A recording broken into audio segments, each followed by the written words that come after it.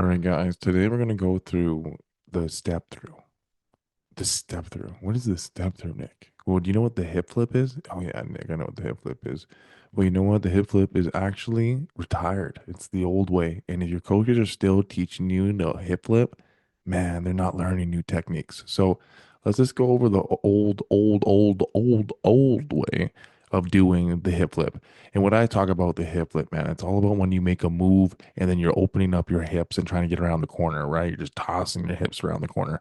Why I don't like this move, man, is that you're not really still attacking to the quarterback. When you throw your hips to the side, where are you going? You're going directly to the side, right? When we step through, we're stepping through past the offensive lineman, stepping directly behind him, pointing our toe when we were running towards the quarterback, leaving no opportunity for the offensive lineman to open up on us. So let's watch the old way of flipping the hips here.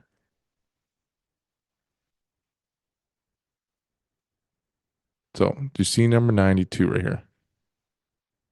Inside right here. 92. So he goes in, right? Let's pause it right here. He goes in, right? Gets a great move right here, right? Gets a great club. Oh no, club nothing, right? Could have been a club rip or club swim, but he gets a great club, right? But what does he do? He throws his hips, right? Do you see that motion, right? Like, we all understand why people do this in the olden days, right? You're just getting your hips into the other gap as quickly as possible. But when you do this, it's a wasted motion, right? When you flip your hips like this, where are you going? You're just going directly to the sidelines. You know, when we take a step through, you start going towards the quarterback. You are gaining ground. When the biggest word that I say to my defensive lineman is the word attack, attack, attack.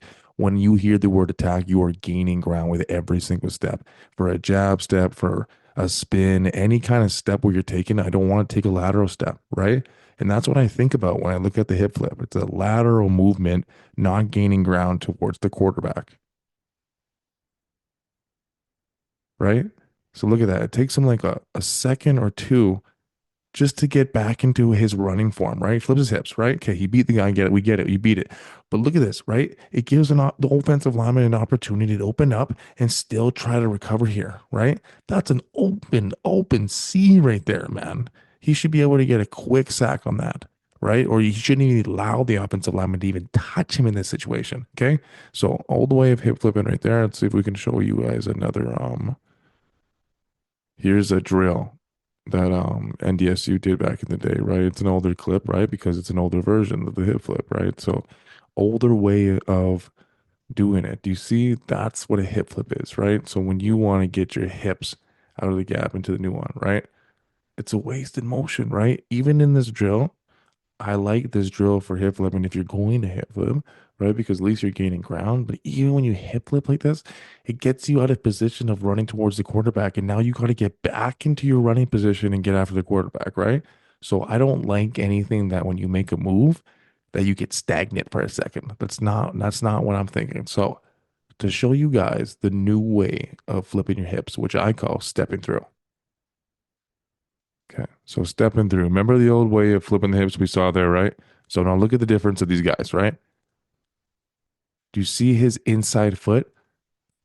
See how he swipes and makes the move, right? So in this case, it's a swipe, right? He swipes and then brings the inside foot and then points the toe, right? There's no wasted motion here. This allows you to run, bring the inside foot while you're sprinting and running, and there's no wasted motion that you have to bring back into a motion where you have to run. Like you're already in that running frame where you could dip, rip, and turn the corner in this motion, right? All you got to do is step, right? So let's look at another one. Swipe, step through. Swipe, step through, right? There's no wasted motion. We're not stopping your motion, right? It's all in one motion, one fluid motion. See? We're coming into it. You can even take a walking step into it, right? So pretend we're running. We're going ghost rush right here. Ghost step, right? Ghost step through, right? And then after this step through, you're in a running motion. You can be able to chase after the quarterback, right? So if your coach is still teaching the hip flip and not teaching this step through right here, right? Full slip, rip, step through, right? It's all about the inside foot. It's all about the inside foot. So what I say when you're step throughing, when you're taking your step through step, It's all about making your move and also bringing your inside foot with you. If you're making an outside move on the left hand side, right, it's going to be your right foot while you're bringing your move, right? If you're on the right hand side, it's going to be your left foot, right? If you're making a counter inside move, then it switches into being your other foot. Let's watch Max Crosby up in the corner here, right? Swipe and step. You seeing this? Swipe, step, right? And when you swipe and step through, or cross chop and step through, or ghost and step through, whatever move, when you step through with your inside foot here, see Max? What it does is puts you in a position to keep going. See how he can just keep running, keep running, keep running, and turning the corner right here. If he hip flipped right here, right? If he made this move right here and hip flipped and threw his hips all the way to the outside, he wouldn't be able to position to keep running after the quarterback, and he'd be throwing seconds away. And in a game where you have to get to the quarterback in under 2.5 seconds, man, every second matters. And when you hip flip, you're losing seconds towards getting to the quarterback. Okay. So here's another drill, right? Swipe step. What does it all have in common? There's swipe and stepping with the inside foot, right? So when we're swiping, we normally have a high hand puncher, right? But you can do the same drill with a cross chop and step, right? Ghost rush and step, long arm and step, club and step, right? It's all the same thing, just making sure you're stepping with the inside foot. Because if you do step with the outside foot, it gives an opportunity for the offensive lineman to gather your chest. So when you do step with this inside foot, if the offensive lineman is this bull right here, you give him no opportunity to open up and grab your chest, right? If you stepped with your outside foot, so let's say if we made the move right here, we swiped, he could still recover and grab your chest, right? So that's why I'm big, big, big, big on swiping or making any move with your inside foot. So here we go, right side. Swipe and step with the inside foot, right? So we got a high hand puncher, right? High hand puncher, what do we do? Swipe, forklift. He chose to swipe. When he swipes, it's like almost like there's an elastic band connected to his leg and his hands, right? When he swipes, do you see his inside foot come at the exact same time? Swipe, step, right? Because if he swipes and steps, when the offensive lineman tries to cover in this situation, there's nothing to hit unless he wants to wash him out and get the hip right here. But those offensive linemen are so big, man, they're not going to be able to recover like this, right? So why we step with the inside foot when we make our move? So if we stepped with this foot, if our outside foot, we make the move, it would give him so much more opportunity for the offensive lineman to make and recover here. So when we make pass rushes, man, it comes more than just getting off the ball and making a move. There's a lot of science behind it. And what I really, really key in and what I'm really noticing now, man, with all the pros, is that they're stepping with the inside foot regardless of what move you're making. So here, even in this one, in this situation, right? Last couple ones we were watching a swipe, but now we're going for like a chop, cross chop, right? We throw the cross chop with our inside hand and we're bringing the inside foot. You seeing this? Cross chop, inside foot.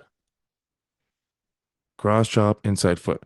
And what this does was no opportunity for the offensive lineman to recover and grab my chest.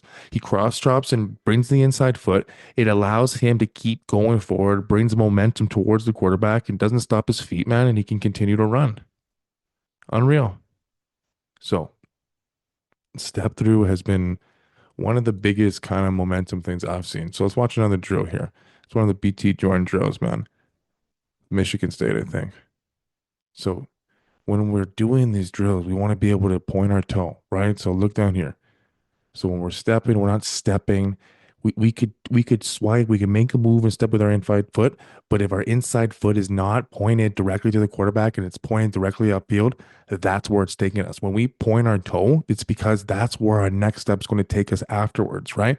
So if we look in the corner here, his toe is pointed in around a circle here. His next step is going to be more of on an angle. If his toe was more straight, he'd be going more upfield, right? And the whole point about being a defensive lineman is bending the corner, leaning the corner. We need to get to the quarterback, get to that set angle, turn your toe, lean, rip, and get to the quarterback, right? Watch Myles Garrett, man. Man doesn't even make moves. He just gets off, gets to the angle, rips and leans and points that toe, and he's literally getting quarterback sacks every single day. Same drill with the Dallas Cowboys.